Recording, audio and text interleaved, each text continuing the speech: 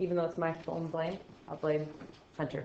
It's Hunter's fault. I'm used to blame. I'm just right here. Right, yeah, that's what I saw. Either you or Nathan, one or the other is getting blamed. That's what's happening. Okay. If you move to different spots, I'm still blaming you, so don't try and move. Okay, so we have 5 digits, means I have 5 blanks. Even numbers means I have 5 blanks, but the back number needs to be 0, 2, 4, 6, or 8. And if I didn't say anything about repetition, I could do one case. We agree? But the moment I say without repetition, I can't even speak. You could have a 2, 4, 6, or 8 at the back, or a case with what at the back? 0. And I have to do separate cases because if I pick 2, 4, 6, or 8, the front can be 1 to 9, minus 2, 4, 6, or 8, depending on which one I hold.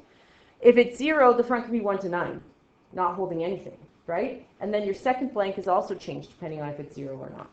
So we'll do this one first. It only is a problem without repetition and even. Odd, I can do one case, right? Because it's not affected by the 0. So here I have 2, 4, 6, or 8. I do 4. Then remember I box and hold. So it can't be a 0, can't be an 8. So I have 1 to 9, but not 8, correct? So how many is that?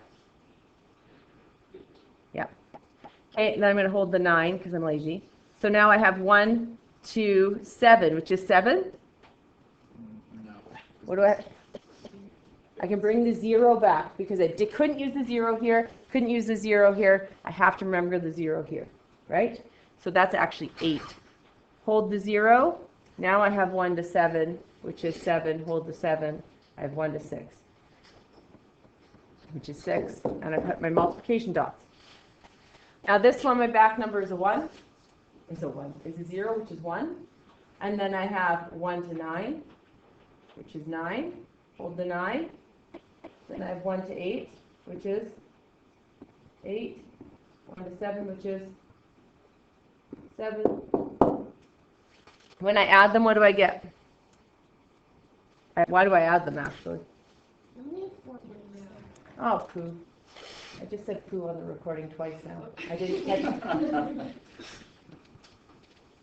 I have no idea what you're talking about. It's been there the whole time. Okay, cool. I normally do a 4-digit. That's why I just, yeah, I'm drawn to 4-digit. It really hurt me to write 5. Anyways, it's fine. What's the answer? 13,776.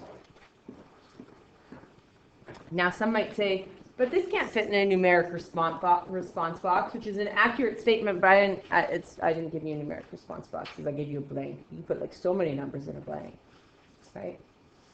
But you're right. If this was a numeric response question, you'd be like, something is wrong.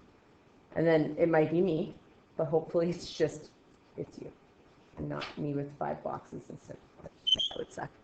All right. Makes sense? Everyone remember that one? I expected it to be a little rocky. It's been 3 days and I only know half your names. And not even that well. Okay. So, can you guys flip to your notes?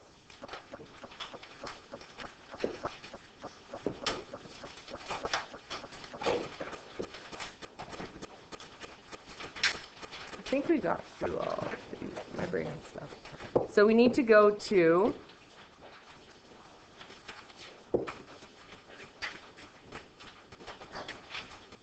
factorial notation.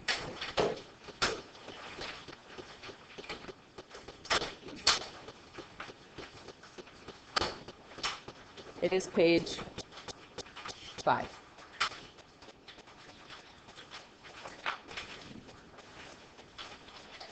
So we did a very, very short talk about factorial notation. Basically, if you can rocket count, you can use the factorial symbol, which is an exclamation mark with the number screaming.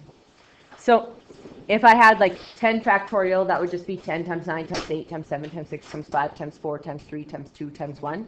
Now, if it was missing the 1, could I still technically use the factorial symbol? Yeah, because multiplying by 1 does nothing, right? So you could still use a factorial, even though the definition of factorial is using up to 1. Okay?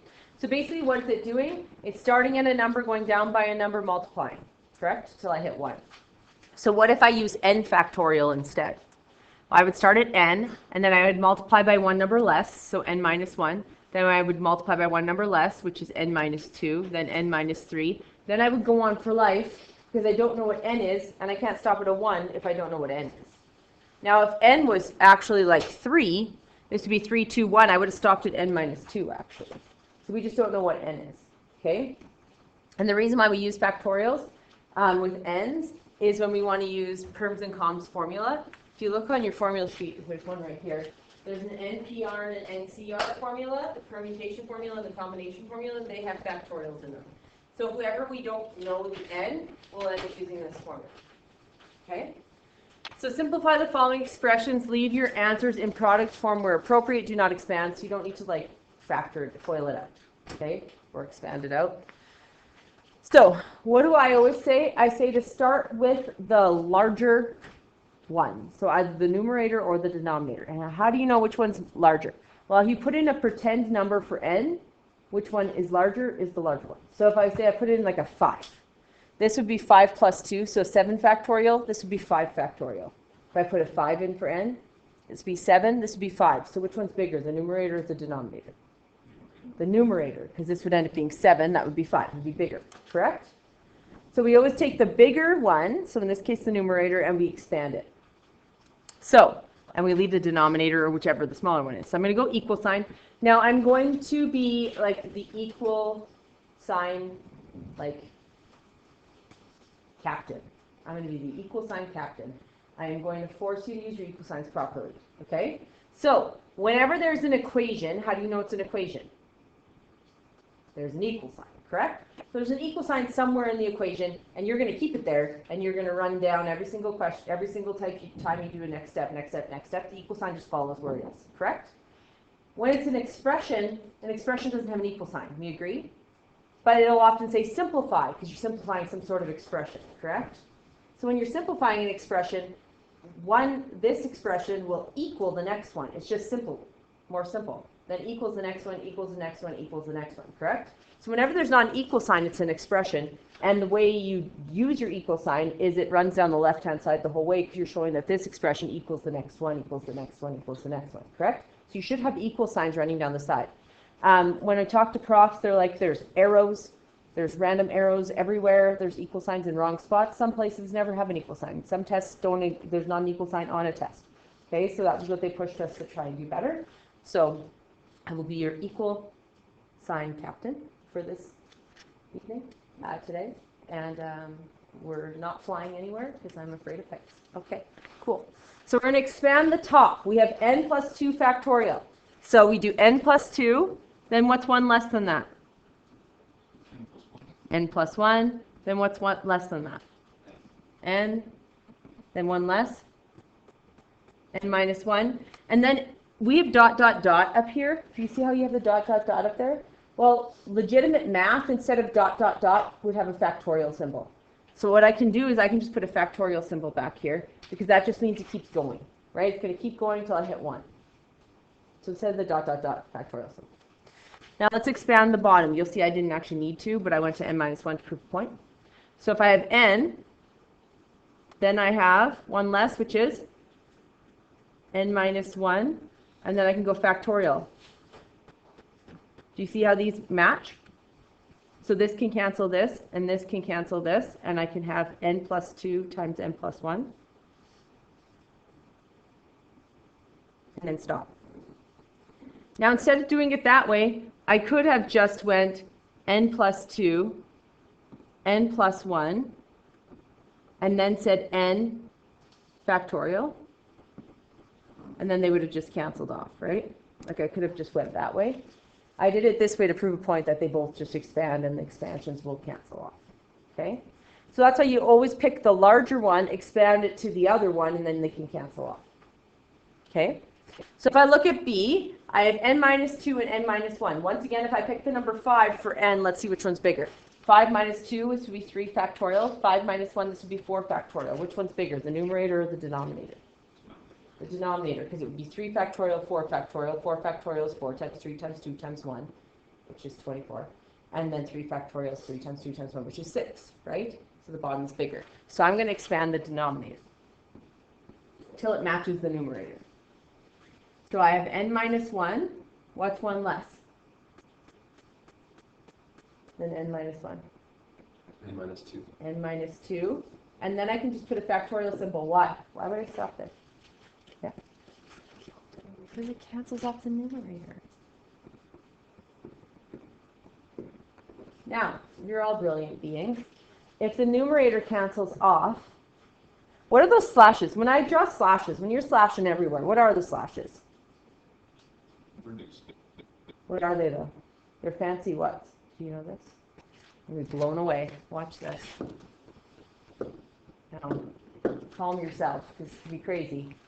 These are just slanted ones. Right? Like this would be this times 1 times 1. Anything times 1 goes away. 1 times 1 goes away. This is a 1. This is a 1. Correct? So what's actually in the numerator? 1 times factorial. 1 times, well, the factorial canceled 2. Oh. That was my bad. I didn't cross that. And it's just 1. It's just 1 over n minus 1. So if your slants are actually 1s, it makes it a lot easier to remember that your numerator has to contain the 1. So if everything cancels off in your numerator, you're left with a slanted 1, which you can make a straight 1, and there's a 1, right? If your denominator cancels off, you can have a 1 in the denominator and write it, but do you have to? No. Everything's over 1, which is great, and you could write 1 and you would not be wrong, and they cannot take a mark off of you. But you will be wrong if you do not write a 1 in the numerator. Because then, if you canceled off, you would say, oh, okay, this is the same as 4. Because I can just drop the 1 off. Is that true? Is a quarter the same as 4? No. But is 4 over 1 the same as 4? Yeah, that's why the denominator can drop off, but the numerator can. Okay? All right. We're going down to example 2. We're going to show you why we actually do this, because the top doesn't come up with the bot, but example 2 does. This is one where we're trying to solve for n. We're trying to find out what n equals. We agree? Which one's bigger? N factorial or n minus 2? The numerator or the denominator? The numerator. Because if I fill a 5 and I get 5 and a 3, right? So I'm going to expand the top. So I'm going to get n. What's 1 less than n? N minus 1, and 1 less than that? N minus 2, and then I have a factorial symbol. I'm going to stop there because I match the bottom.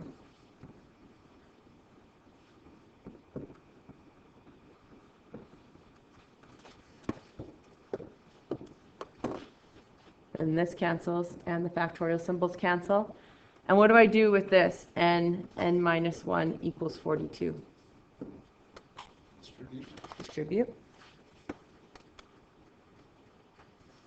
So I get n squared minus n equals 42. When I have a squared, this was like embedded into your soul in grade 11, I swear to goodness.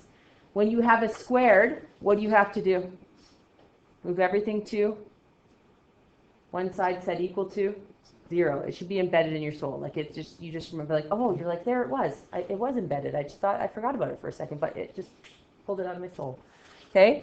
Whenever you have a squared, you always move everything one side set equal to 0. Move everything to one side set equal to 0. I literally say that 7,000 times when I teach grade 11. Move to the next unit. What do we do? Move everything to one side set equal to 0, because quadratics is like half of grade 11.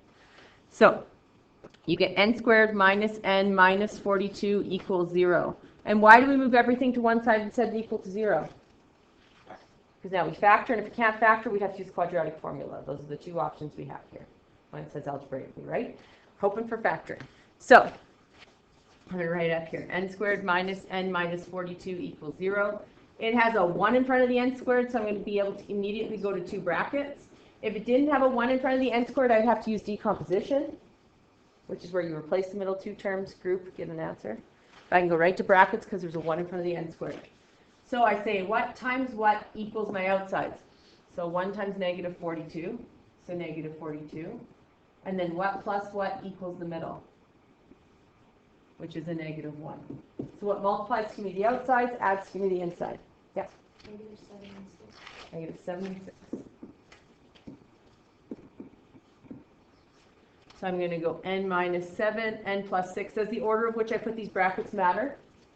No, it's multiplication. 7 times 6 is the same as 6 times 7? Yeah. Is n minus 7 times n plus 6 the same as n plus 6 times n minus 7? Yes, it's Peters' property.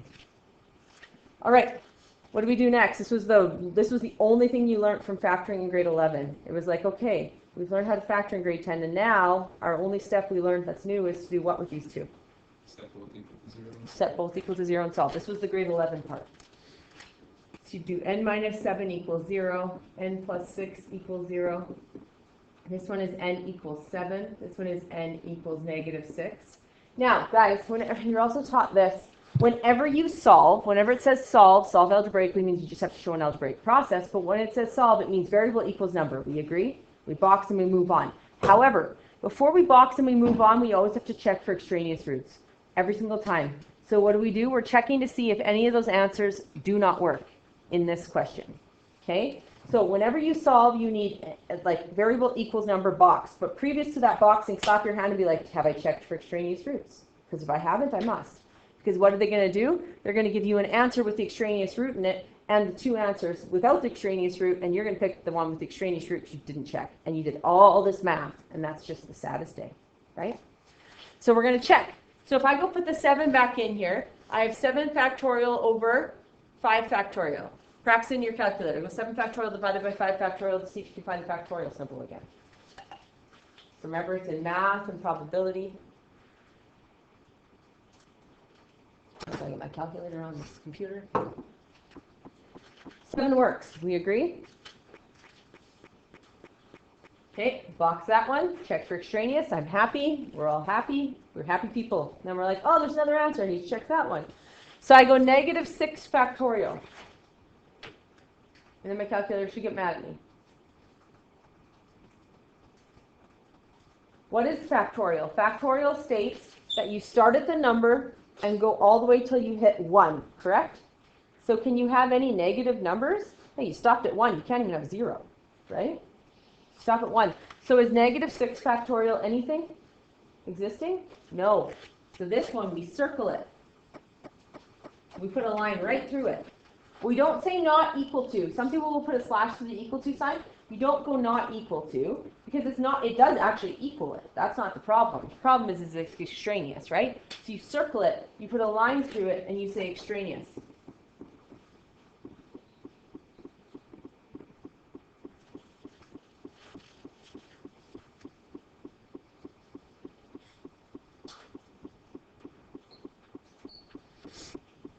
Now I'm showing it to you with the permutation formula. So this is a formula on your formula sheet. You do not need to memorize it. I'm going to write it larger because it's really tiny. It's NPR equals n factorial over n minus r factorial. Now I'm going to explain to you where we could use this, okay? So it has to be permutation, so order has to matter, correct? And you can't have repetition in order to use this formula. So you can't like repeat something over and over and over. So an example of what we could do is we have a 10-person committee. I'm just going to explain this to you, then we're going to move on to the next page. But we could have a 10-person committee. And we're choosing a subcommittee of 3 people. Well, what do I have to do with those 3 people so that's permutation? So order matters. I have to give those 3 people what? Different roles, right? So 3 people, president, treasurer, and secretary. Sure. We gave him 3 jobs. We agree? So the way we could do this is we could do 10 P. How many are we picking? 3. So what can you say about n as opposed to r? Does n have to be less than r? Does n have to be greater than r? Does n have to be equal to r? Greater than or equal to. There's a hint. It says r is less than or equal to n. But n has to be greater than or equal to r because you can't have like 4 people and pick 7 to be on a committee. You don't have enough people. Okay? So this number here, the n, has to be greater than or equal to the r. Because I could have 10 people and pick a 10-person subcommittee. That's kind of stupid, but whatever, I can do that. You're all going to be on the subcommittee as well. We're going to make 2 committees of the exact same people. Like, kind of dumb, but whatever. We could do it. We could have 10 and we could pick 10. Correct? So the key thing here with this is r has to be less than n, or n has to be greater than or equal to r. Either way, you just need to know that. Okay? Does that kind of make sense where we could use this? All right. We're not doing a lot of permutation stuff. We're just dealing with the formula and the factorials today. So we're going to look at this one. see if we can actually make it make a little sense. Make it make a little sense. How the heck did, because I used to not use this example, and then it was just like, let's learn factorial, so we don't actually know why we're using it. Okay, so here's an example of where we could use this type of formula and why we would have to use it and why we couldn't just go and type it into our calculator, because there's a little P button. I'm going to show you. So everyone, when I get my calculator to show up on my screen at some point, that'll be great. But I want to show you how you could type in 10p3. Remember how that last example was 10p3? Let's see how we could get an answer really quick. So you're going to go 10, type the number 10 into your calculator. And you go back to that probability button, math, arrow to the left, or PRB, and you're going to pick number 2. And then it's going to come back to your screen and you're going to put a 3, and then you're going to hit a enter. And it's going to poof, magically give you an answer. Okay? Now, I just want to prove that the formula works too. So the formula is NPR equals n factorial over n minus r factorial. We agree? That was like that. Where the heck is that? So we would go 10p3 equals 10 factorial over 10 minus 3 factorial, which equals 10 factorial over 7 factorial. Type that in.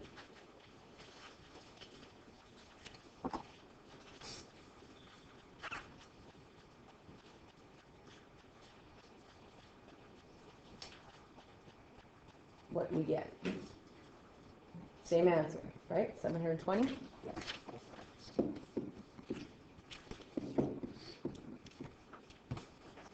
Let's look at this one. This is where it comes up as like a written response style question on a unit test or on a cumulative or on a diploma. This is how these questions come up into a written response section. So here it says, determine the number of total objects you have to choose from. So we need to find the total number of objects you have to choose from. When arranging means it's a what? Permutation. Permutation. The moment you see arrangement, you're arranging something. If you're arranging something, you're putting it in order. If you're putting it in order, it's a permutation. Correct? So we start that on that first page. Arranging 3 of those objects. So that's going to be my R. And it results in is what? Results in is the what? Starts with an A, rhymes with smancer. The answer. Yeah, it's the answer. It rhymes with smancer. So it results in 132 distinct arrangements. Oh, it's so sad. That needs to have an S. Algebraic. So I gave you the answer. Up until now, I gave you how many people we had to choose from. We chose 3. Poof, poof, poof. Calculator does some magic. You can even put a formula that does some magic, and magic answer. Right? But what I'm trying to get here is the total number of objects you have to choose from. So what is missing? What do we not know? N. So we don't know N. We know R is 3. And we know the answer is 1,320. So we're going to fill it into our NPR formula, which I have written right there. So we could go NP3 equals 1,320. And then the NP3 formula, we can fill this in, right? So we can go n factorial over n minus 3 factorial equals 1,320. What's my next step? You need to expand the numerator. Yes, because the numerator is larger, right? We expand the numerator, try and get stuff to cancel off. So we can go, I can do an arrow because I'm showing you I'm moving this way, but the equal sign's still going to run down the middle, correct? So I'm going to go n, then n minus 1, then 1 less is n minus 2, then 1 less than that is n minus 3 factorial over n minus 3 factorial equals 1,320. Those cancel. Now, grade 10. I used to teach grade 10 way back in 2010. I haven't taught it in a long time. But when I taught it and we did expansion, people expanded to like forever. Like I would get tests back and they'd be like, n to the 17. I'm like, where is, how? So what you need to remember that when you distribute anything, you distribute it till you hit an end bracket and then you stop, right? Like the end bracket is like your stop sign. It like screams at you. It's like, no more, don't go any further. So if I want to put the n in, I'm going to put it into the n and the -1. I'm going to hit a stop bracket and it's going to be like, stop, halt, no more, correct? If I did these two first, I would FOIL them together, then I would hit my end bracket, and then I would stop, and then I'd put the n in. It doesn't really matter. What matters is when you hit an end bracket, you stop. You don't like distribute for life. Like you don't just keep going, right? So I'm going to do this one first because it's usually the less mistakes made. So I put the n in, I hit an end bracket, and I stop. So I'm going to get n squared minus n times n minus 2. And then I'm going to FOIL. So I'm going to get n squared times n is n to the 3, because when you multiply two bases that are the same, you add the exponent. And then I get minus 2n squared. So this one. Then I do inside minus n squared plus 2n. Now what you're going to learn is whenever you have a squared, you move everything to one side set equal to 0. Whenever you have a cubed, you move everything to one side set equal to 0. Forward. Anything greater than just n, you move everything to one side set equal to 0. Okay? So I'm going to subtract the 1320. And then I'm going to collect like terms. So I'm going to get n cubed minus 3n squared plus 2n minus 1,320 equals 0. Now it says algebraically. And after the polynomial unit, you could do this algebraically. Are we in the polynomial unit? No, we're at day 3. We have not learned how to do this algebraically. You will be able to do this algebraically later when you come back to this example and go through it, and it's totally fine. I'll bring it up back in polynomials again. But for now, all you can do it is graphically. So when you're solving for a variable, what are you finding on a graph?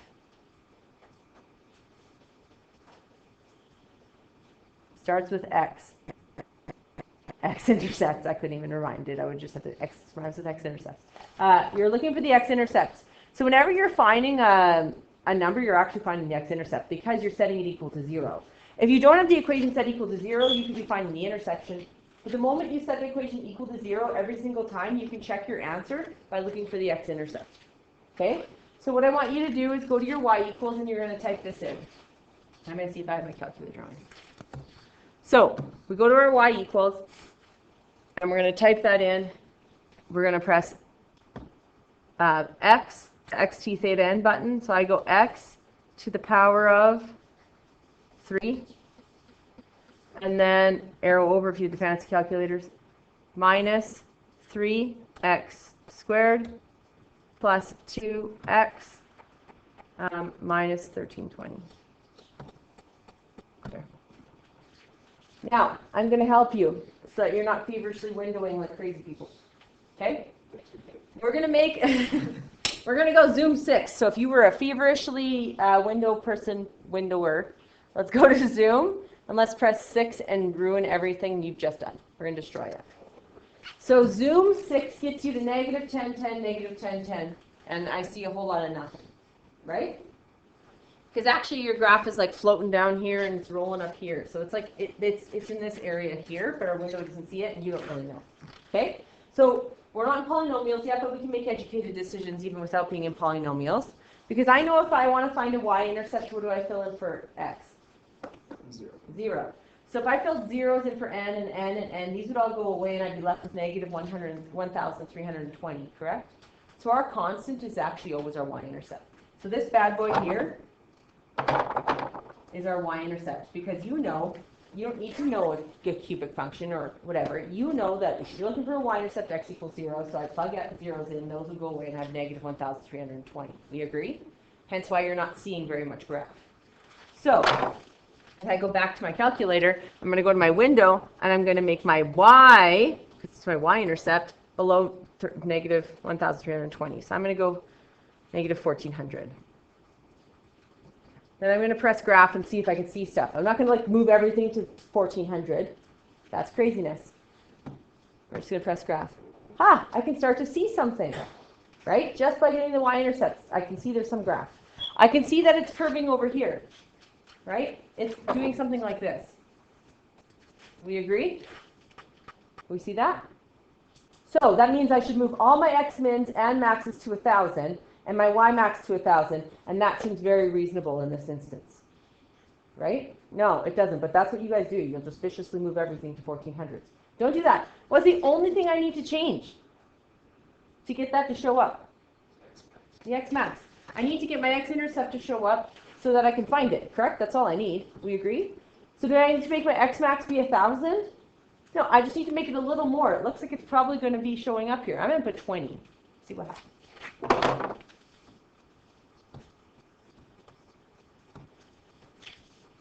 Holy smoker doodles, look at it show up there. I actually want to see a little more, so I'm going to go to my window and make my y max bigger. I don't have to, but I can, like my x-axis is on the top, and I don't like that personally. So I'm going to go to my y max, and I'm going to make it be 100, just so it has a little bit of space. There, now I can see my x-intercept. We agree? Now, remember how you do x-intercepts? You do second, trace. Which one of these words? I'm going to do this every single time, because second trace, what's the word above trace that's in blue? Calc. When I press the second button, that's what I'm doing, right? So I go second trace. I'm not tracing anything. I don't like the trace button. The trace button gets you close to everything and gives you wrong answers, because you round wrong. So don't trace. Don't be the tracers. Second, calc is where I want to be. Which one of these words means x-intercept? Word zeros, right? Zeros, roots, x-intercepts all mean x-intercepts. Why there's 3 definitions for one, I have no idea, but there is, and they can interchangeably use them. So we're going to pick number 2. Now number 2 says zeros. We pick it. And we're trying to find this bad boy here, correct? So it says left bound. So I need to be on the left side of that. Am I on the left side of it currently? Yep. Do I need to move it? No, I'm on the left side. So I hit enter. Then it says what? Right bound. Now I need to be on the right side. Am I on the right side of it? No, I was on the left side, so I'm obviously not on the right side. So I'm going to keep going until I'm on the right. Still on the left, still on the left, still on the left, still on the left. Still. Ah, I'm on the right. Now, can I let you into an ear here? Because this is what I did when I was in high school because I was stupid. I would not be able to see the cursor, and then I would just hold the buttons longer one way or the other and hope to goodness it would show up on the screen. Because what I didn't realize, which is kind of silly to me now, but I'm telling you because maybe you were in the same boat, I didn't realize that if I just thought for 3 seconds, I could figure out where the heck it is by, it tells me where it is. It tells me where the cursor is. The cursor tells me it's at 12 and 101. We agree? So 12 and 101 is like here.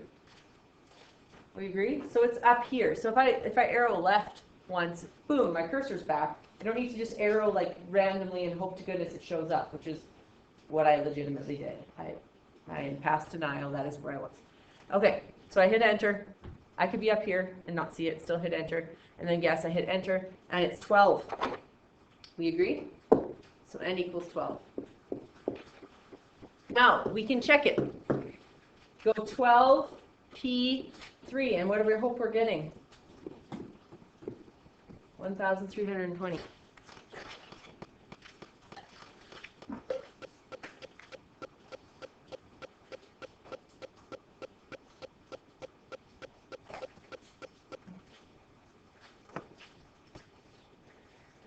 So example 4 shows this. Why do we need to use the formula if we can use our calculators? Well, example 4 shows algebraically how you need to use your actual formula, right? If they say algebraically show this, and you just type NPR like into your calculator, you show nothing, they give you no marks, right?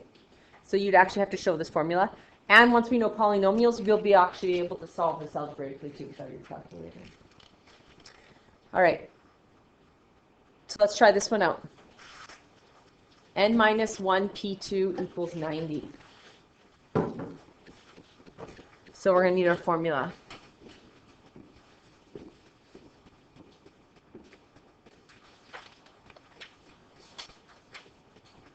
What? Save me. That's what I meant, right? So we're going to get, instead of n, we're going to get n minus 1 in for all the n's, correct? So we're going to get, instead of n, we have n minus 1 factorial. And instead of n, I have n minus 1 minus 2 factorial equals 90. So I'm going to get n minus 1 factorial over n minus 3 factorial equals 90. You guys try and solve that one.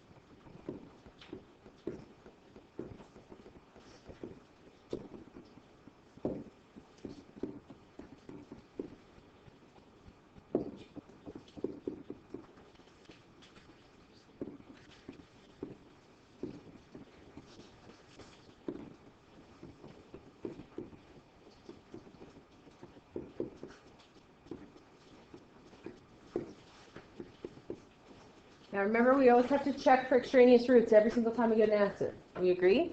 So I try the 11. I go 11 minus 1. Okay, that's 10. 10p2 is 90. Right? We're happy. Negative 8. Negative 8 minus 1 is negative 9 objects, and I'm picking 2 of them. Does that make any sense? No. So we circle it. We put a line through it, and we say extraneous.